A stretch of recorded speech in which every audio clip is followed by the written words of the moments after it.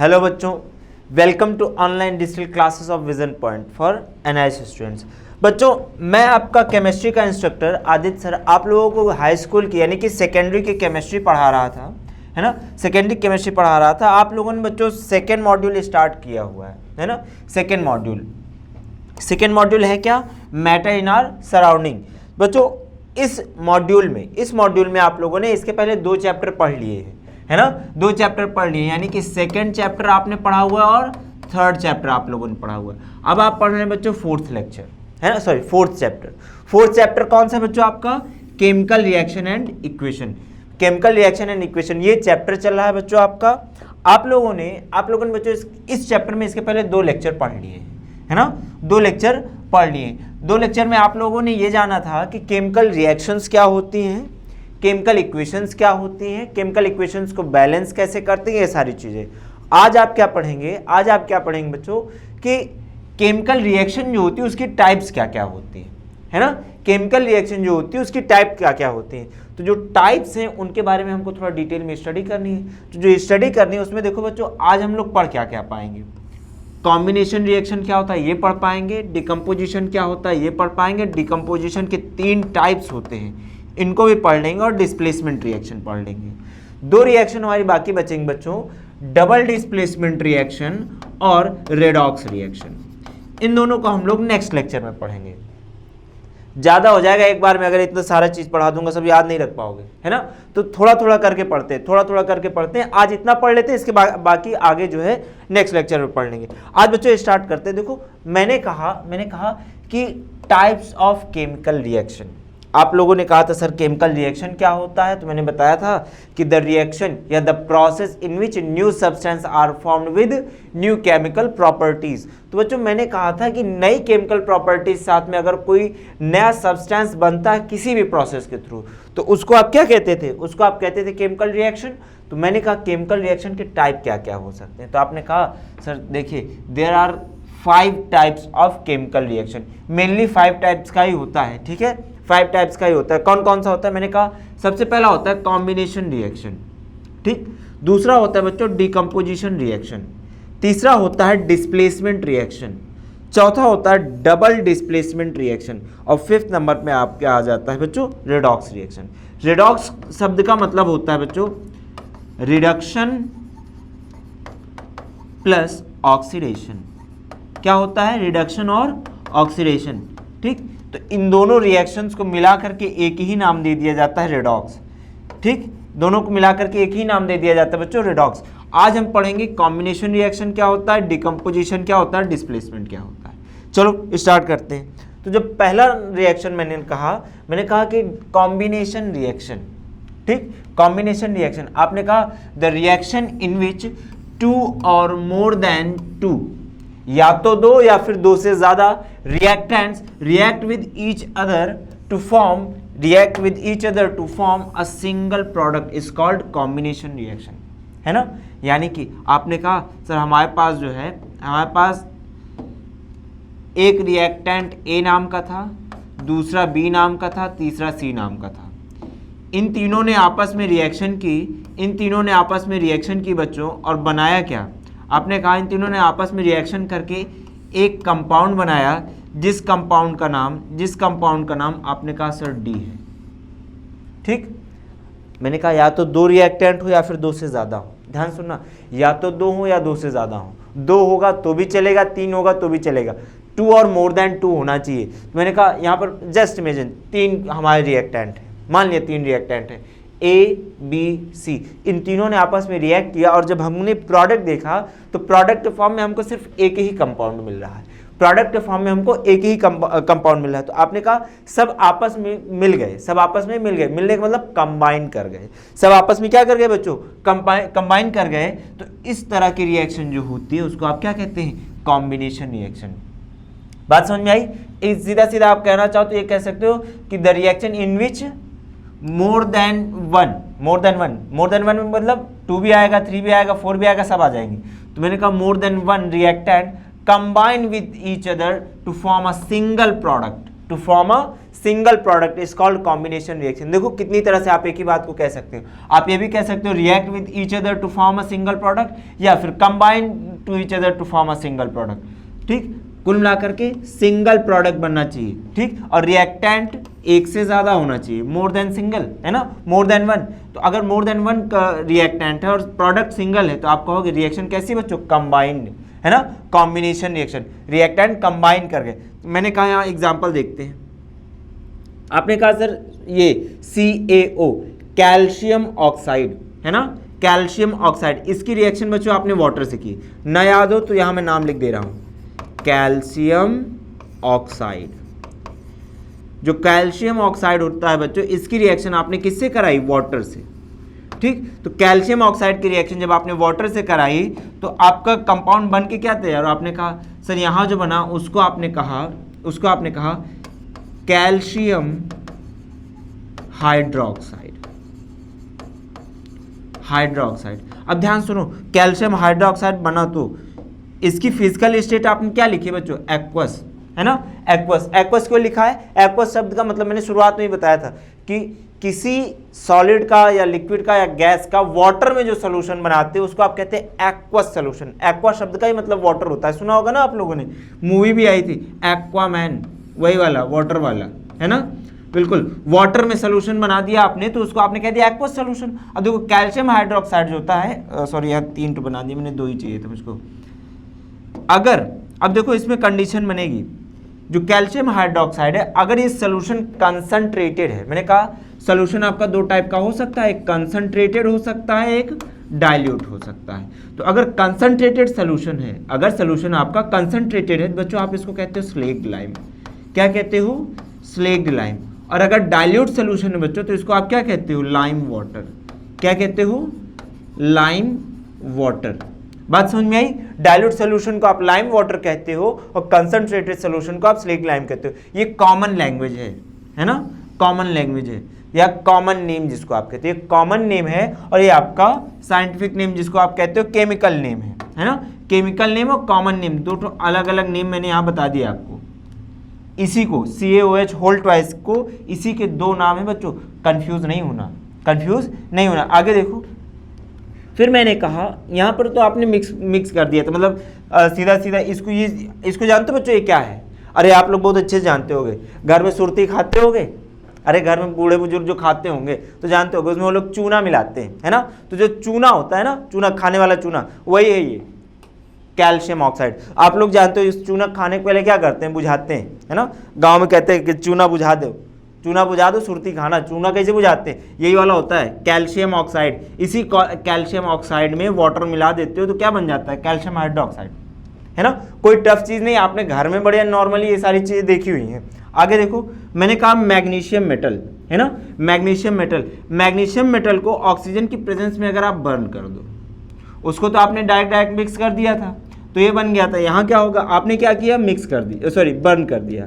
Magnesium metal को oxygen gas की presence में आपने बर्न कर दिया। जब आपने बर्न किया तो मैग्नीशियम ऑक्सीजन कंबाइन करके बनाया क्या इन्होंने, मैग्नीशियम ऑक्साइड। क्या बनाया बच्चों, मैग्नीशियम ऑक्साइड। मैग्नीशियम ऑक्साइड जब बनता है, इसके आपको मैंने बताया था पहले शुरुआत में कि एक वाइट कलर की डैजलिंग फ्लेम प्रोड्यूस होती है ना, वाइट डैजलिंग फ्लेम। ठीक बच्चों, तो ये इस फ्लेम मतलब क्या होता है, आग, है ना। तो जब बर्न हो रहा होगा, जब बर्निंग हो रही होगी तो इस टाइप की एक फ्लेम मिलेगी और प्रोडक्ट के फॉर्म में आपको ये मिलेगा जो कि वाइट पाउडर होगा। क्या होगा बच्चों, वाइट कलर का पाउडर होगा। बात समझ रहे हो, वाइट पाउडर, अरे जैसे पाउडर आप लोग लगाते हो, टैल्कम पाउडर जितना लगाते हो, बिल्कुल उसी टाइप का दिखता है, वाइट। ठीक, तो मैग्नीशियम ऑक्साइड बिहेवियर पता चला, कलर कैसा होता है, वाइट पाउडर होता है। ठीक, और पाउडर की फिजिकल स्टेट बच्चों सॉलिड होती है, याद रखना, पाउडर की फिजिकल स्टेट क्या होती है, सॉलिड का मतलब ये नहीं कि वो बहुत बड़ा क्यूब होना, सॉलिड का मतलब ये होता है कि जितना भी छोटा भी पार्टिकल हो, भले पार्टिकल छोटा हो लेकिन जितना बड़ा उसका स्ट्रक्चर है वो स्ट्रक्चर एक डेफिनेट शेप का हो, है ना, एक डेफिनेट शेप का हो। तो आपने कहा मैग्नीशियम ऑक्साइड का जो व्हाइट पाउडर होता है वो सॉलिड स्टेट में मिलता है। बात समझ में आई, चलो आगे देखते हैं। फिर मैंने कहा कि अगर हाइड्रोजन गैस क्लोरीन गैस से रिएक्ट कर जाए, हाइड्रोजन गैस क्लोरीन गैस से रिएक्ट कर जाए तो बनता क्या है, हाइड्रोक्लोरिक गैस, है ना, हाइड्रोक्लोरिक एसिड नहीं, हाइड्रोक्लोरिक गैस, देखो गैस लिखा है मैंने। अब इसी गैस को आप वाटर में एक्वस सोल्यूशन बनाते हैं। अगर मैं कह दूं कि मैं इसी HCl का वाटर में एक सोल्यूशन बना दूं तो HCl एक्वस स्टेट में मिल जाएगा, है ना। तो ये आपका एसिडिक बिहेवियर शो करेगा, ये बच्चों आपका एसिड बिहेवियर शो करेगा और ये आपका न्यूट्रल बिहेवियर शो करेगा। क्यों करेगा, एसिड बेस एंड सॉल्ट में फिर पढ़ाऊंगा, है ना, एसिड बेस एंड सॉल्ट में फिर पढ़ाऊंगा, वहां फिर क्लियर होगा ये। तो अभी इतना याद रखो कि हाइड्रोजन और क्लोरीन को मिलाने पर, हाइड्रोजन गैस और क्लोरीन गैस को मिलाने पर हाइड्रोक्लोरिक गैस बनती है ना, हाइड्रोक्लोरिक गैस बनती, ना कि हाइड्रोक्लोरिक एसिड बनता है। एसिड कब आता है, जब आप HCl का एक्वस सोल्यूशन बना लो। एक्वस सोल्यूशन मतलब गैस इन वाटर। ये HCl का जो एक्वस सोल्यूशन है कैसा है बच्चों, gas in water. HCl gas का वाटर में आपने सोल्यूशन बनाया है, उस सोल्यूशन को आप क्या कहते हो, हाइड्रोक्लोरिक एसिड।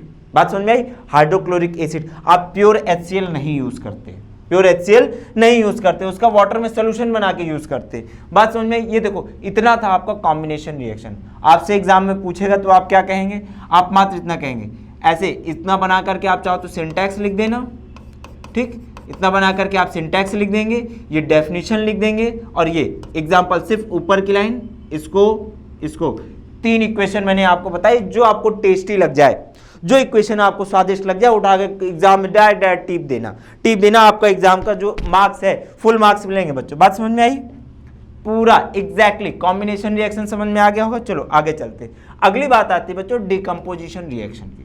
देखो डिकम्पोजिशन रिएक्शन क्या होता है,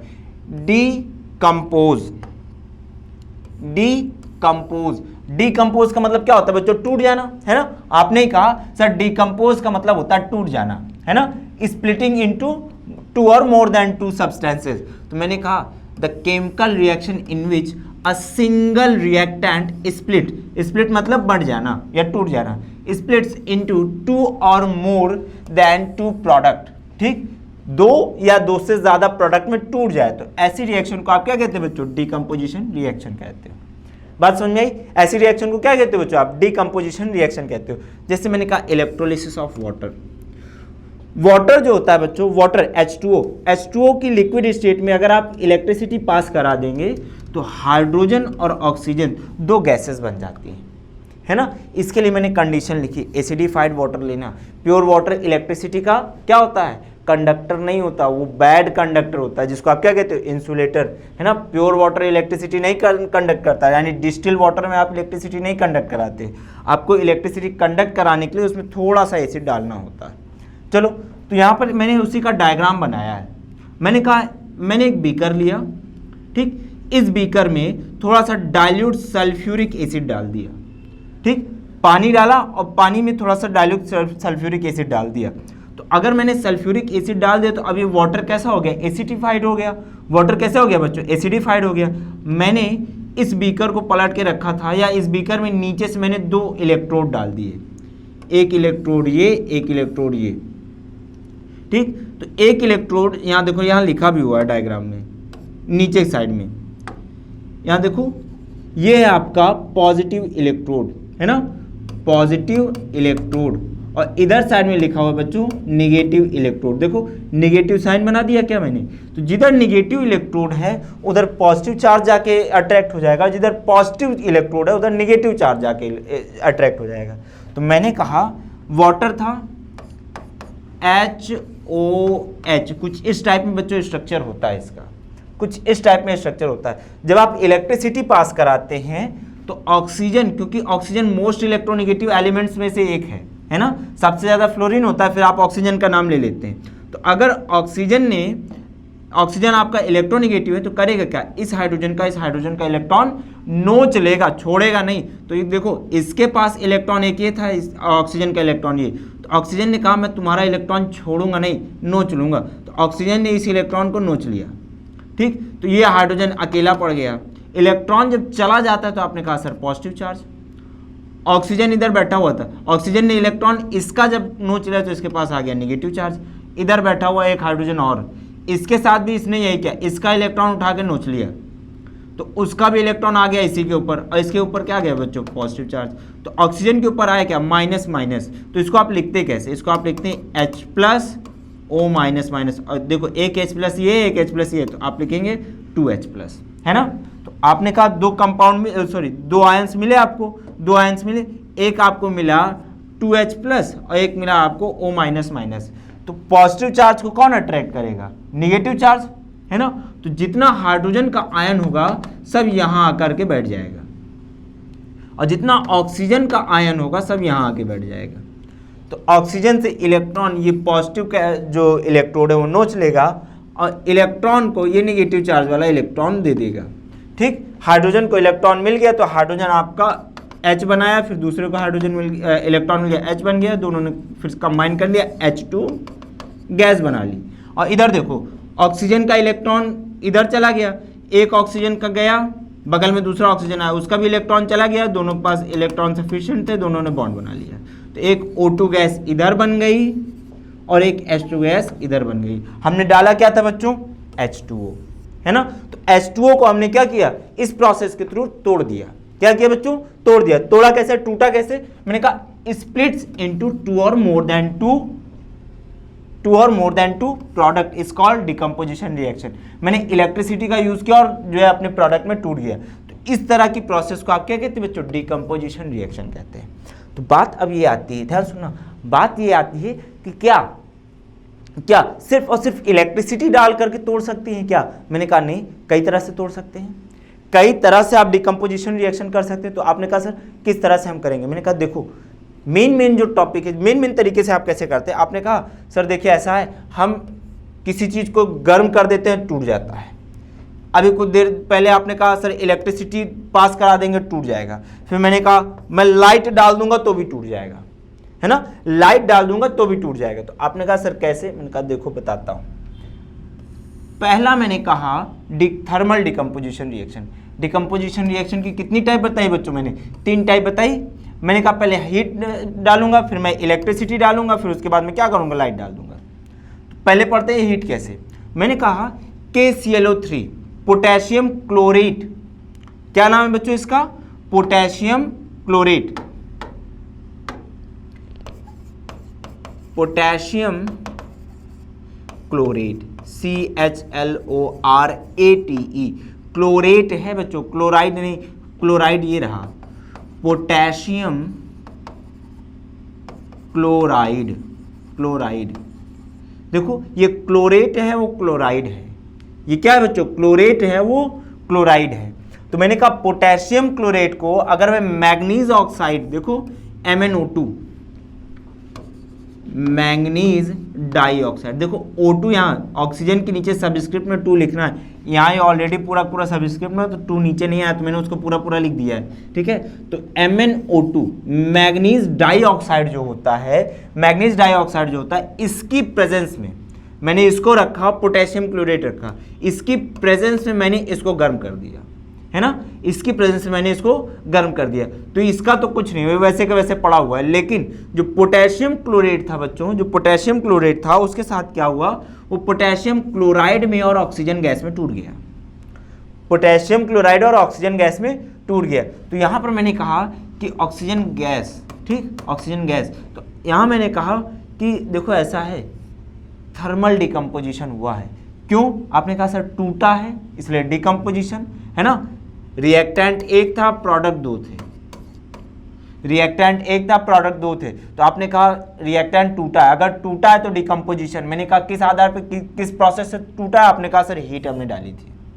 थर्मल मतलब हीट ही ना, थर्मल का मतलब हीट, थर्मल जहाँ भी लग जाए वहाँ समझ जाना कि हीट की बात हो रही। तो यहाँ अगर थर्मल प्रोसेस से आपने तोड़ा तो आपने कहा हीट का यूज करके तोड़ा, इसलिए इस रिएक्शन क्या कह दोगे, थर्मल डिकम्पोजिशन रिएक्शन। इजी है, जरा भी टफ नहीं है, बिल्कुल इजी है, आप लोग खुद ही जानते हो इजी है। देखो आगे देखो, मैंने कहा बच्चों अगली प्रोसेस इलेक्ट्रोलाइटिक डिकम्पोजिशन रिएक्शन, या जिसको आप कहते हो इलेक्ट्रोलिसिस, है ना, इलेक्ट्रोलिसिस। थर्मल डिकम्पोजिशन रिएक्शन जो होता है बच्चों, थर्मल डिकम्पोजिशन रिएक्शन जो होता है, इसको एक नया नाम दे सकते हैं आप, जिसको आप कहते हैं थर्मोलिसिस, ठीक, थर्मोलिसिस, THERMOLYSIS,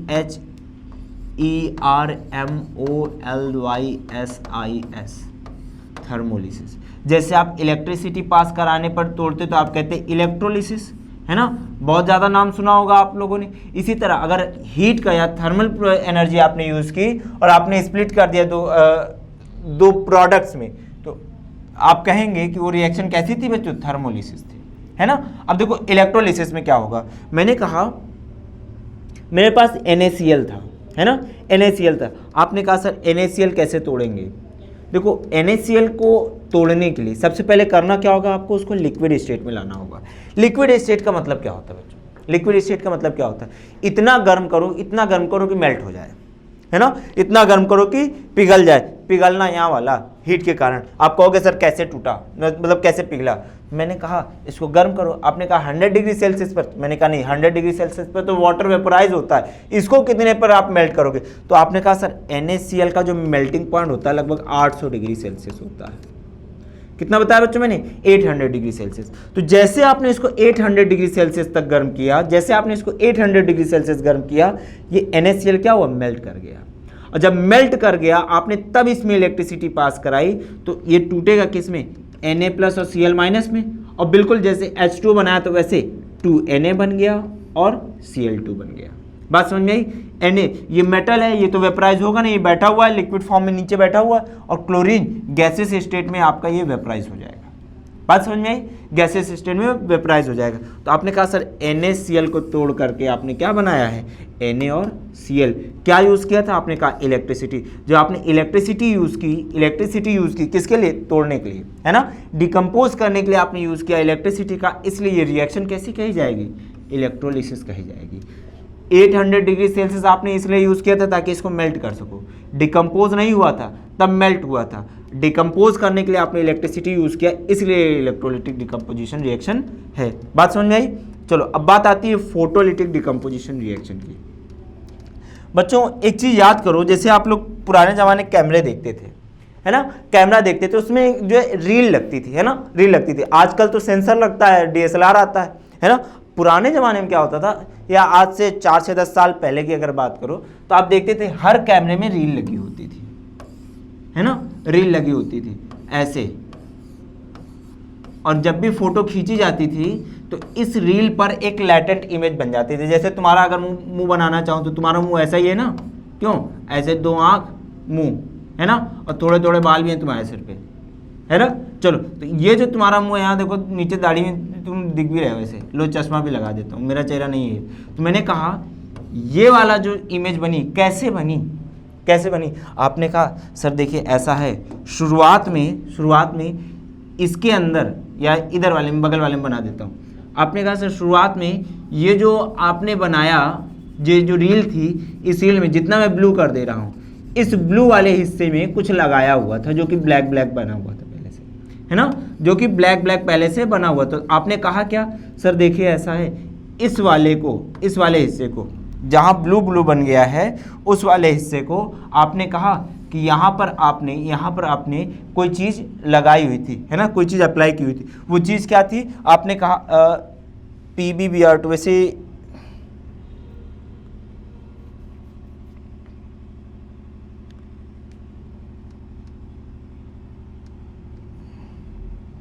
PbBr2 भी अगर आप लगा देंगे तो भी, मान लिया PbBr2 आपने लगाया था लेड ब्रोमाइड, ठीक, लेड ब्रोमाइड। हालांकि इसमें लगाते थे आप लोग सिल्वर आयोडाइड, है ना, सिल्वर ब्रोमाइड की प्लेट रखते थे, AgBr, ठीक। मैं अपना फोटोग्राफी के बेसिस पर बता रहा हूँ। मान लिया आपने इस पर क्या लगाया था बच्चों, AgBr। तो जैसे आपने AgBr लगाया था, जब तक करते क्या थे, रील को एकदम अंधेरे में रखते थे, एकदम ब्लैक बॉक्स के अंदर। कैमरा क्या होता था, लाइट टाइट बॉक्स होता है। कैमरा क्या होता है बच्चों, लाइट टाइट बॉक्स होता है। लाइट टाइट बॉक्स यानी कि उसके अंदर लाइट नहीं जानी चाहिए। तो जैसे आप करते क्या, एक बटन होती थी किनारे, उसको जैसे आप क्लिक करते थे उसको कहते हैं शटर रिलीज बटन, है ना, शटर रिलीज बटन। जैसे आपने शटर रिलीज किया वैसे शटर खुलता था और ये वाली जो आपकी फिल्म होती थी, है ना, ये लाइट के सामने आ जाती थी। तो जैसे इस पर लाइट पड़ती थी तो इस पर एक इमेज छप जाती थी, है ना, इमेज छप जाती थी। कैसे छपती थी, ये जो AgBr होता था, ये जो AgBr होता था, इस पर जैसे ही सनलाइट पड़ती थी, जैसे ही सनलाइट पड़ती थी, ये 2Ag और Br2 में डिकम्पोज हो जाता था, Br2 में डिकम्पोज हो जाता था। किसके कारण बच्चों? सनलाइट के कारण। सनलाइट के कारण डिकम्पोजिशन हुआ तो आपने कह दिया फोटोलिटिक डिकम्पोजिशन। यहाँ देखो, यहाँ एक अलग टाइप का एग्जाम्पल मैंने लिखा, मैंने कहा अगर लेड ब्रोमाइड रहा हो हमारे पास में, लेड ब्रोमाइड रहा हो, तो आपने लेड ब्रोमाइड को सनलाइट की प्रेजेंस में जैसे ही रखा, लेड और ब्रोमीन गैस अलग अलग हो गए, लेड और ब्रोमीन गैस अलग अलग हो गए। जब भी ऐसी रिएक्शन होती है बच्चों, जब भी ऐसी रिएक्शन होती है तो आपने कहा ऐसी रिएक्शन को आप क्या कहते हो? Photolytic decomposition. क्यों? क्योंकि सनलाइट के कारण क्या हुआ है? डिकम्पोजिशन। सनलाइट के कारण क्या हुआ बच्चों? डिकम्पोजिशन। इस कारण से इस टाइप की रिएक्शन को आप क्या कहते हो? फोटोलिटिक डिकम्पोजिशन रिएक्शन कहते हो। बात समझ में आ रही? चलो आगे देखो, मैंने कहा डिस्प्लेसमेंट रिएक्शन। बात आती है बच्चों डिस्प्लेसमेंट रिएक्शन। अच्छा, डिस्प्लेस शब्द का मतलब क्या होता है? आपने कहा डिस्प्लेस, डिस मतलब हटा देना, प्लेस मतलब जगह से, डिस मतलब हटा देना, प्लेस मतलब जगह से। तो यानी कि किसी एलिमेंट को उसकी जगह से हटा दिया जाए, किसी एलिमेंट को उसकी जगह से हटा दिया जाए। तो आपने कहा सर डिस्प्लेसमेंट का सीधा सीधा मतलब हो गया हम किसी चीज को उसकी जगह से हटा दें, लेकिन कंडीशन बनती है। तुम छोटे से हो बच्चों, है ना, छोटे से हो, तुम्हारे बगल में खली बली बैठा है। खली जानते हो कि नहीं? बहुत बड़ा रेसलर है, जानते हो कि नहीं? बहुत बड़ा सा, कितनी फुट हाइट है उसकी? 7 फुट की 8 फुट? क्यों? जानते हो कि तुम लोग, उसके बगल में तुमको बैठा दिया गया, मैंने कहा उसको मार के भगा दो, भगा पाओगे क्या? नहीं भगा पाओगे। लेकिन अगर खली बली तुमको मारेगा तो क्या करोगे? भाग जाओगे? भागना नहीं, मार के आना, मार खा के मत आना, समझे? चलो, मैंने कहा कि अगर पड़ोसी ज्यादा ताकतवर होगा तो भगा देगा और कमजोर होगा तो नहीं भगा पाएगा, तो बिल्कुल वैसी डिस्प्लेसमेंट रिएक्शन होती है। मैंने कहा reaction in which a more reactive metal या मोर रिएक्टिव एलिमेंट, जो ज्यादा ताकतवर एलिमेंट होगा, डिस्प्लेसेस लेस रिएक्टिव एलिमेंट, है ना, जो ज्यादा ताकतवर होगा वो कम ताकतवर एलिमेंट को क्या करेगा? भगा देगा। मैंने कहा एग्जाम्पल बताओ, एग्जाम्पल बताओ। मैंने कहा कॉपर सल्फेट लिया मैंने, है ना, कॉपर सल्फेट लिया मैंने, कॉपर सल्फेट के सोल्यूशन में, कॉपर सल्फेट के एक्वस सोल्यूशन में मैंने जिंक मेटल डाल दिया। मैंने कहा यहाँ ढूंढते हैं, ये रहा कॉपर और ये रहा जिंक। देखो जिंक ऊपर है, जिंक ये रिएक्टिविटी की सीरीज है बच्चों, इसको जरा से याद कर लेना, ठीक। मैंने कहा कॉपर मेटल हमारा नीचे है लेकिन जिंक मेटल ऊपर है, तो जिंक मोर रिएक्टिव है ना, या यूं कह दूं कि मोर पावरफुल, मोर पावरफुल। और जो कॉपर है बच्चों वो आपका लेस पावरफुल है ना, लेस पावरफुल है। किसके कंपैरिजन में? किसके कंपैरिजन में? जिंक और कॉपर की कंपैरिजन करेंगे तो जिंक मोर रिएक्टिव है और कॉपर आपका लेस रिएक्टिव है ना, जिंक मोर पावरफुल है। तो मैंने कहा कॉपर सल्फेट का मैंने एक्वस सोल्यूशन लिया, उसमें मैंने जिंक डाल दिया, और जैसे ही मैंने जिंक डाला, ध्यान सुनो, ये ज़्यादा ताकतवर है, मोर पावरफुल, और ये कम ताकतवर है, लेस पावरफुल, है ना। तो ये आया, इसको मारा और भगा दिया, और जब वो भाग गया तो उसकी जगह पे आकर के ये बैठ गया, तो इसने कहा जिंक सल्फेट बन जाएगा। देखो कॉपर सल्फेट था, कॉपर सल्फेट था, बन क्या गया? Zinc sulphate. क्यों बन गया? जिंक ज्यादा ताकतवर था, जिंक मोर पावरफुल था, जिंक ने कॉपर को भगाया, उसकी जगह पे बैठ गया, तो बना क्या बच्चों? Zinc sulphate. और साथ में क्या बना बच्चों? कॉपर, है ना। कॉपर डिस्प्लेस हो गया, अब चोरी तो हो नहीं जाएगा, वहीं बैठा रहेगा, तो बेचारा किनारे बैठ करके देख रहा है कि उसकी जगह कौन बैठ गया? जिंक। तो बिल्कुल वैसे ही। लेकिन अगर मैं ये कह दूं, अगर मैं ये कह देता, जस्ट इमेजिन, मैं ये कह देता कि आपने कहा सर कॉपर लेस रिएक्टिव था, जिंक मोर रिएक्टिव था, इसलिए जिंक ने भगा दिया। मैंने कहा अगर जिंक सल्फेट ले लेते और जिंक सल्फेट के एक्वस सोल्यूशन में मैं अगर कॉपर डाल देता, तब क्या होता? फिर वही बात, आप देखो कॉपर कम ताकतवर है और जिंक ज़्यादा ताकतवर है। कॉपर आकर के इसको मारेगा तो ये मार खाएगा क्या? वापस मार के भगा देगा, तो भगा देगा तो इसने कहा तुमको अपनी जगह पे बैठने नहीं दूंगा। जिंक ने कॉपर से कहा कि मैं तुमको अपनी जगह पे बैठने नहीं दूंगा, तो कॉपर ने कहा मैं बैठ भी नहीं पाऊंगा। जब बैठ भी नहीं पाओगे तो भैया हुआ क्या? नो रिएक्शन, है ना, नो रिएक्शन। तो जब आप इस टाइप की रिएक्शन देख रहे होते हैं कि अगर मोर रिएक्टिव वाला कोई कंपाउंड अपना सोल्यूशन बना हुआ है या अपना कोई कंपाउंड बनाया हुआ है, कोई एलिमेंट जो मोर पावरफुल है उसने अपना कोई कंपाउंड बनाया हुआ है और लेस पावरफुल वाले से मैं रिएक्शन कराना चाहूँ तो होगा नहीं रिएक्शन कभी, है ना, कभी भी इस टाइप की रिएक्शन होती नहीं है। बात समझ में आई क्यों नहीं होती और क्यों होता है, ये दोनों चीज़ आपको क्लियर किया मैंने, किससे, रिएक्टिविटी की सीरीज से, है ना। इसको आप लोग लर्न कर लेंगे। Potassium, sodium, calcium, magnesium, aluminium, zinc, iron, lead, hydrogen, copper, mercury, silver, gold और इसके नीचे आता है बच्चों प्लैटिनम। इस शीट में लिखा नहीं है, इसको भी लिख लेना आप लोग, है ना, इसको लर्न कर लेना। वो नहीं याद रहेगा तो ये आप कर नहीं पाओगे, ये बहुत इंपॉर्टेंट क्वेश्चंस में से है ना। वो उसको क्या कह दूँगी, इस रिएक्शन को कह दूँ बहुत ज़्यादा इंपॉर्टेंट है इन दोनों को, कि आखिर कब रिएक्शन होती है और कब नहीं होती। चलो आगे देखते हैं। मैंने कहा बच्चों जो कॉपर सल्फेट होता है, ठीक, बार बार आप कहोगे सर कॉपर सल्फेट के पीछे पड़े, हाँ ज़्यादातर हम लोग इसी का एग्जाम्पल आता है बोर्ड एग्जाम में, तो मैं इसी को पढ़ा रहा हूँ। चलो मैंने कहा कॉपर सल्फेट का एक सोल्यूशन था, कॉपर सल्फेट का एक सोल्यूशन था, उसमें मैंने मैग्नीशियम मेटल डाल दिया। अब एक काम करो वापस पहुँचो, कॉपर कहाँ है सर, कॉपर यहाँ पे, मैग्नीशियम का, मैग्नीशियम नीचे नहीं ऊपर ढूंढो, अरे बाप रे बहुत ज़्यादा ऊपर, ये जिंक के भी ऊपर है, तो क्या होगा, जिंक से ज़्यादा तेजी से कॉपर को मार के भगा देगा, है ना, जो ज़्यादा ताकतवर होगा वो जल्दी मार के भगा देगा।